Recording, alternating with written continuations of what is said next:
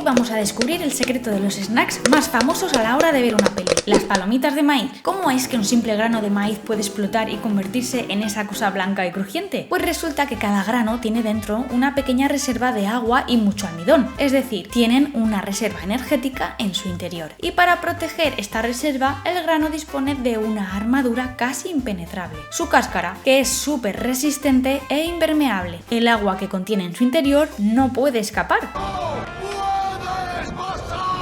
Así que cuando calientas los granos de maíz, su interior empieza a coger calor. Cuando llega a unos 60 grados, el almidón empieza a absorber el agua que tiene dentro. Pero claro, el calor sigue subiendo y subiendo, y ese agua atrapada se empieza a convertir en vapor. Este hace que la presión interna aumenta tanto que la cáscara no puede aguantar más y... ¡pum! El grano explota, y lo que sale disparado es el almidón convertido en una espuma esponjosa que con la ayuda de la temperatura se hace crujiente. Pero, ¿qué pasa con esos granos que nunca revientan? Siempre hay alguno que se queda atrás. Bueno, pues hay dos razones. La primera es que no tenían suficiente agua dentro, por lo que no lograron generar la presión necesaria para hacer ¡pum! Y la segunda es que tal vez la cáscara estaba rota o tenía algún poro, por el cual el vapor se escapaba antes de tiempo sin poder generar esa presión necesaria en el interior. Ahora ya sabes el secreto de su explosión, pero tengo una duda. ¿Tú eres más de palomitas dulces o de saladas? Te leo en comentarios.